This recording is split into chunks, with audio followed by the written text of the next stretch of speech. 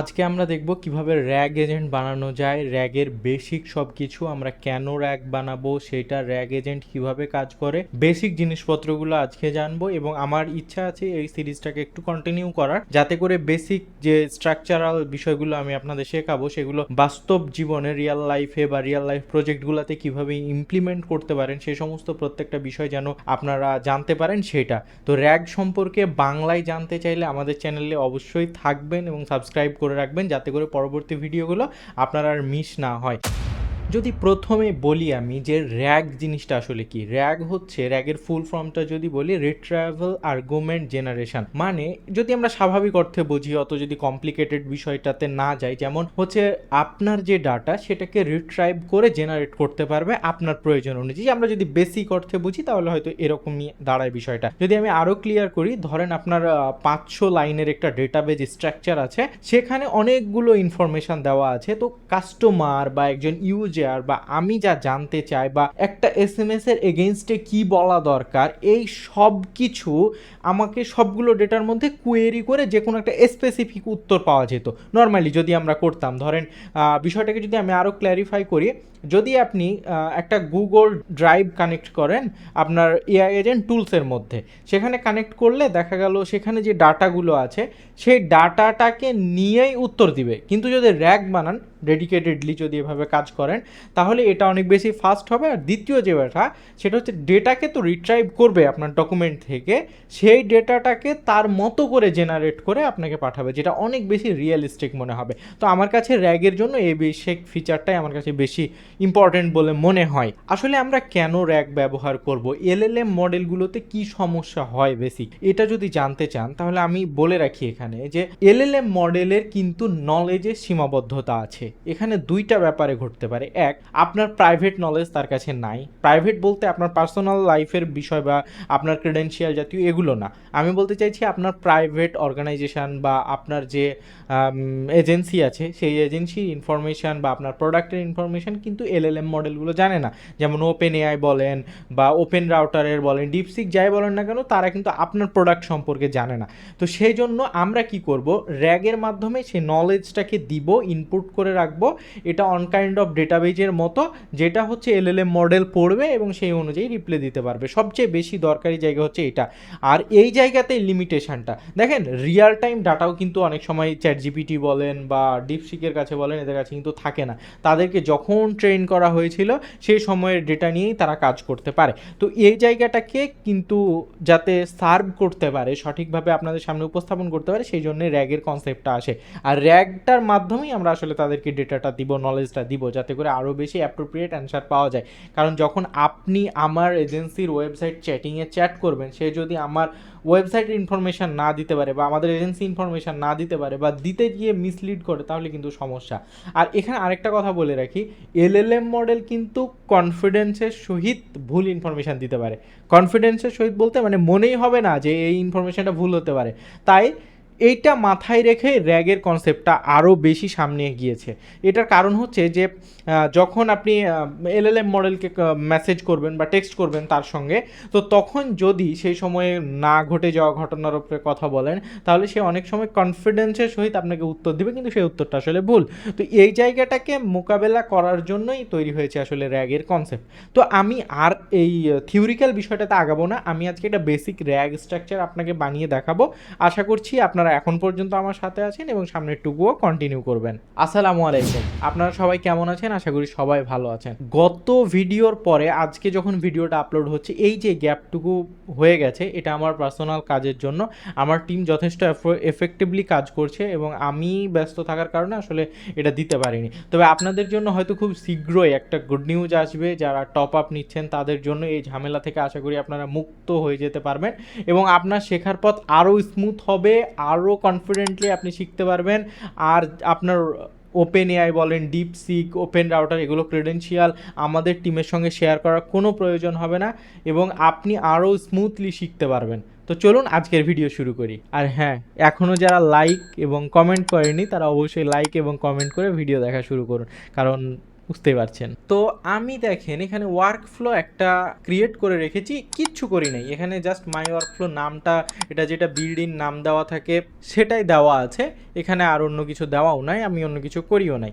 তো এখানে আমরা প্রথমে এখানে নেমটা চেঞ্জ করব। নেমটা কি দিব, আমরা এখানে দিতে পারি র্যাগ ডেটা। এখানে আমরা র্যাগ ডেটা দিলাম এবং এরপরে আমরা এখানে হচ্ছে কাজগুলো করব। তো আমি যদি একটু ড্রাইভে যাই, আমি ড্রাইভে গেলাম, ড্রাইভে আসার পর দেখেন এখানে অনেকগুলো ডেটা আছে। তো এখানে আমি একটা ডেটা রেখেছি, আমি যদি একটু স্ক্রল ডাউন করি, এটাকে রিমুভ করে দিলাম, এখানে দেখেন যে অনেকগুলো ইনফরমেশান আছে, তার মধ্যে এটা হচ্ছে একটা নলেজ বেজ পিডিএফ। তো এটা হচ্ছে টেকনাক্সট অ্যান্ড ইনোভেটিভ ওয়েব সার্ভিস সম্পর্কে বেসিক কিছু ইনফরমেশান, আমি একবারে কম রেখেছি যাতে করে আপনাদের সহজে বুঝাইতে পারি। তো এটা হচ্ছে পিডিএফ, তো এটা আমি এখানে দিয়েই রেখেছি। তো এটা কোথায় আছে জানেন, এখানে একটা ফোল্ডার ক্রিয়েট করা আছে, এই ফোল্ডারের মধ্যে এটা আছে, টেকনাক্স ফোল্ডারের মধ্যে নলেজ বেজ ওয়ান এটা দেওয়া আছে।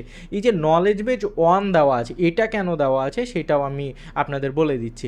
আর এখানে আরেকটা বিষয় আছে যেটা আমি আস্তে আস্তে বলবো, আপনারা আশা করছি আরও বেশি আগ্রহী হবেন এবং এটা নিয়ে আরও বেশি জানতে পারবেন। তো ঠিক আছে, এটাকে আমাদের কাজ করার জন্য কি করতে হবে, প্রথমে আমরা নিব হচ্ছে প্লাস আইকনে ক্লিক করে গুগল ট্রিগার, গুগল লিখে সার্চ করলেই চলে আসবে, অনেক সময় চলে আসে গুগল না ড্রাইভ, ড্রাইভ লিখবেন, এই যে গুগল ড্রাইভ।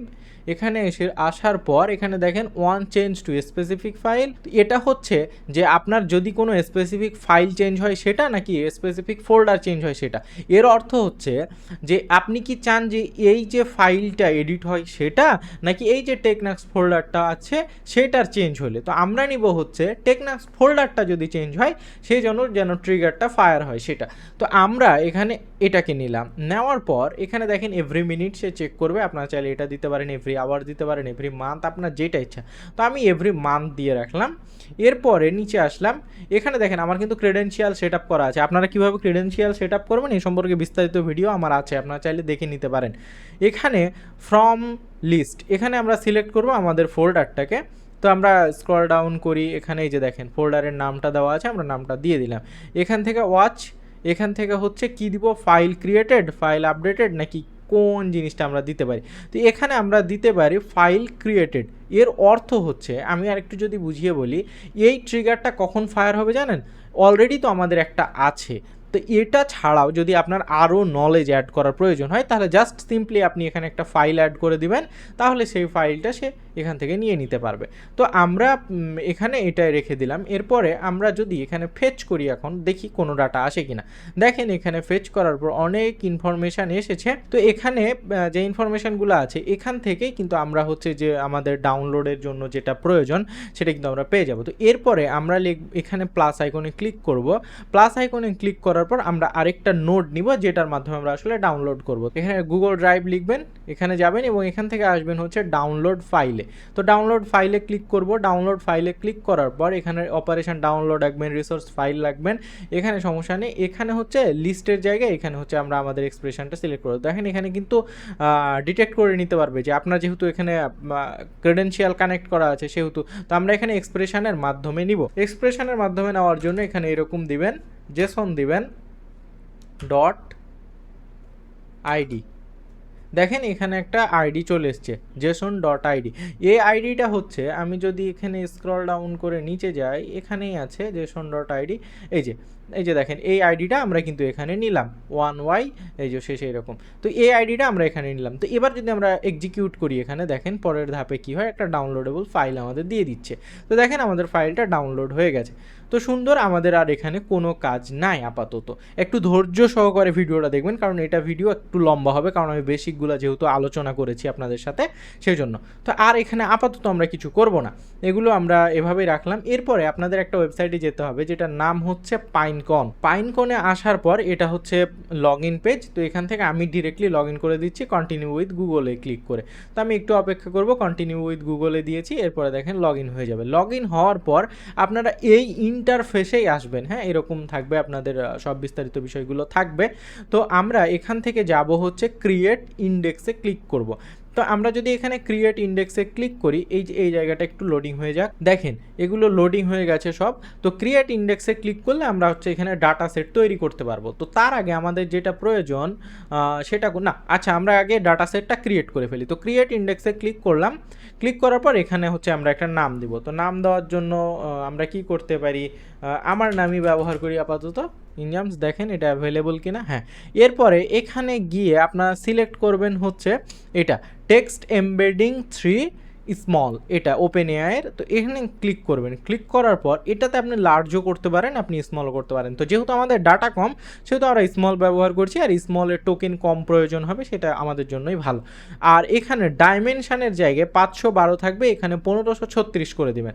করে দেওয়ার পর আর কিচ্ছু দেখবেন না, কোনো জায়গাতে আর হাত দেওয়ার প্রয়োজন নাই, ডিরেক্ট ক্রিয়েট ইন্ডেক্সে ক্লিক করবেন। ক্রিয়েট ইন্ডেক্সে ক্লিক করার পর কিছুক্ষণ অপেক্ষা করবেন, দেখেন এগুলো সব এরকম অবস্থায় থাকবে। তো এগুলো এরকম অবস্থায় থাক, কোনো কিছু চেঞ্জ করার প্রয়োজন নেই। এরপরে এখানে মেনু থেকে যাবেন হচ্ছে এপিআই কিজ। আজকেও আমি মাউসটা ইনেবল করতে, পয়েন্টারটা ইনেবল করতে ভুলে গেছিলাম। আচ্ছা যাই হোক, এরপরে আপনারা হচ্ছে এপিআই কিজটাকে নিউ ট্যাবে ওপেন করবেন। নিউ ট্যাবে ওপেন করতে না পারলে এখানেই ওপেন করবেন, সমস্যা নেই। দেখেন এখানে ডিফল্ট একটা আছে, তো আমরা তো ডিফল্টটা নিব না, এখানে আমরা আর একটা ক্রিয়েট করি আপাতত আপনাদের দেখানোর জন্য। তো এখানে জাস্ট আমি আমার নামই দিচ্ছি আপাতত, আমার নাম দিয়ে এখানে ক্রিয়েট কিতে ক্লিক করব। ক্রিয়েট কিতে ক্লিক করার পর এই যে দেখেন কি চলে আসবে, এখান থেকে কপিতে ক্লিক করবেন। কপিতে ক্লিক করার পর আবার আমরা N8 যাব, এখানে প্লাস আইকনে ক্লিক করে আমরা এখানে সার্চ করব পাইনকোন লিখে, পাইনকোন ভেক্টর স্টোর। হ্যাঁ, আশা করি আপনারা বুঝতে পেরেছেন। এখানে ক্লিক করবেন, ক্লিক করার পর এখানে আপনারা যেটা নেবেন সেটা হচ্ছে, আমি একটু দেখাচ্ছি আপনাদের, ইয়ার ডকুমেন্ট টু ভেক্টর স্টোর, এখানে ক্লিক করবেন। এখানে ক্লিক করার পর দেখেন এরকম চলে আসবে। তো এখানে পাইনকোন অ্যাকাউন্ট আমার একটা সেট আপ করা আছে, যদিও এটা কাজ করবে না। আমি যদি আপনাদের দেখাই, এটা দেখেন চলে গেছে, এটা আসছেই না। আর মানে হচ্ছে আমি ডিলিট করে দিয়েছিলাম, সেই জন্য। তো আমরা একটু সেভ করে সবগুলোকে একটু রিলোড করে ফেলি, তাহলে হচ্ছে আমার কাজ করতেও সহজ হবে, আপনাদের বোঝাতেও সহজ হবে।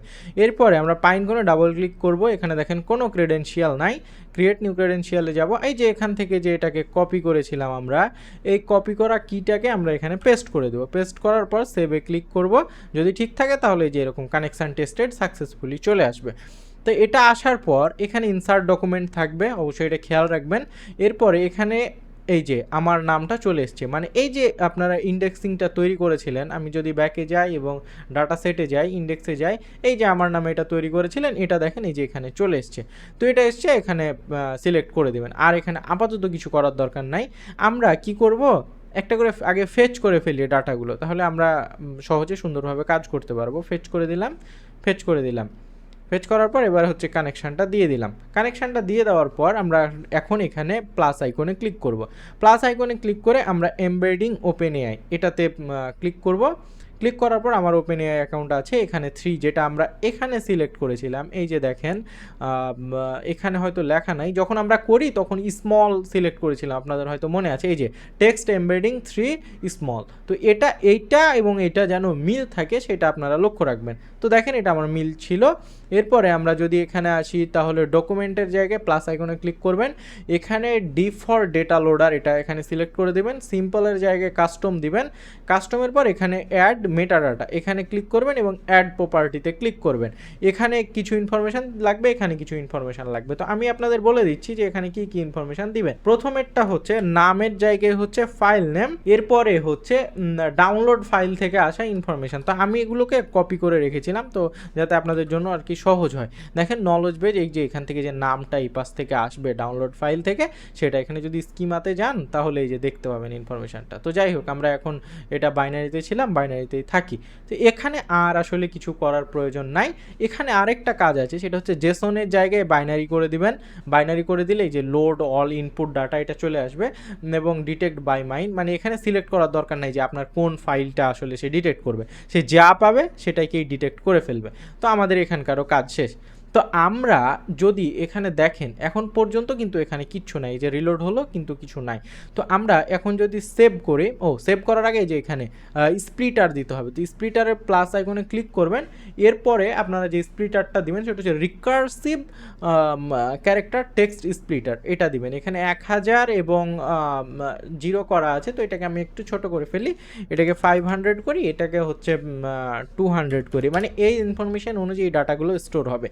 তো আশা করি আপনারা এখন এই বিষয়গুলো সুন্দরভাবে বুঝতে পেরেছেন। তো আমি এটাকে সেভ দিলাম, সেভ করার পর দেখেন এখানে কিন্তু কোনো ইনফরমেশান নাই, আমি আবার রিলোড করে দেখালাম। এবার এটাকে আমি এক্সিকিউট ওয়ার্কফ্লোতে ক্লিক করব, এক্সিকিউট ওয়ার্কফ্লোতে ক্লিক করার পর দেখেন ডাউনলোড হইলো, ফাইলটা রিকার্সিভে গেল এবং এটা হইলো, এবং দেখেন আবার এবার যদি আমরা এখানে আসি, দেখেন এবার যদি রিলোড হয়, দেখি এখন হয়নি, এই যে হচ্ছে, দেখেন এই যে সব ইনফরমেশানগুলো তারা আইডি করে ইন্ডেক্সিং আকারে যেভাবে সেভ করতে হয় যাতে লোড হইতে সময় কম লাগে সেভাবে। তো আমাদের ডাটাগুলো সুন্দরভাবে চলে এসছে। তো আমাদের এখানকার কাজ আপাতত শেষ, আমরা আরেকটা তৈরি করব ওয়ার্কফ্লো। তো এর জন্য আমরা ওভারভিউতে এখানে চলে গেলাম, এখান থেকে ক্রিয়েট ওয়ার্কফ্লোতে ক্লিক করব এবং নতুন ওয়ার্কফ্লোতে চলে আসব। এটাকে কিন্তু আমাদের অ্যাক্টিভ রাখতে হবে এখন, কারণ এখান দিয়েই আমরা যেহেতু কাজ করব সেহেতু এটাকে অ্যাক্টিভ রাখবে। এবার অ্যাক্টিভ রাখার কারণ হচ্ছে যে দেখেন এখন যদি আমি এখানে নতুন ফাইল কোনো আপলোড করি আমার ড্রাইভে, তাহলে কিন্তু আবার এটা অটোমেটিকলি ডিটেক্ট করবে এবং সেখান থেকে পাইনকোনে আপডেট হয়ে যাবে। তো যাই হোক, আমরা এবার কি করলাম, এখানে নতুন আরেকটা নিলাম, এটা হচ্ছে র্যাগ মেইন ওয়ার্কফ্লো, এরকম দিয়ে রাখলাম আপাতত।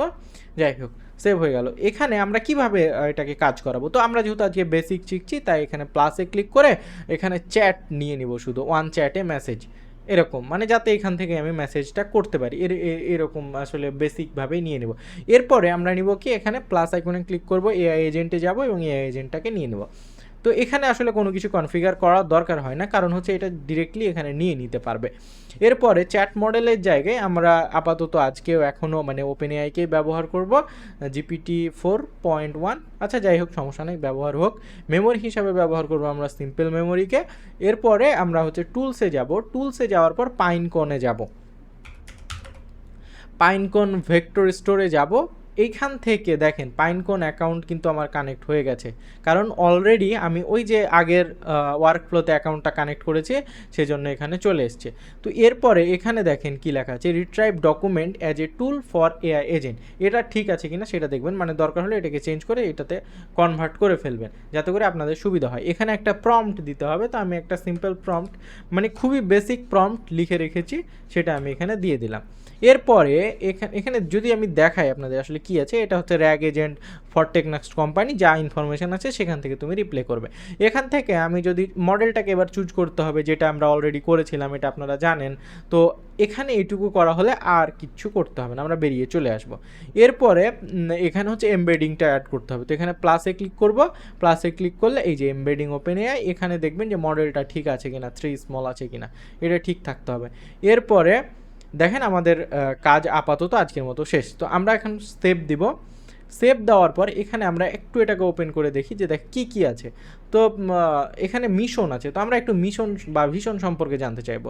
তো আমরা এখানে ওপেন চ্যাট করলাম, এখানে লিখব what is your companies mission. যাই হোক, আমরা এটা দিয়ে ইন্টার করি, আগেরটা কিন্তু অন রাখতে হবে, আগেরটা অন আছে কিনা ওটা খেয়াল করে দেখে নেবেন। দেখেন এটা হলো, এবং এখানে দেখেন আওয়ার কোম্পানি মিশন, এই যে ডাটাগুলো রিট্রাইভ করে ফেলছে সুন্দরভাবে।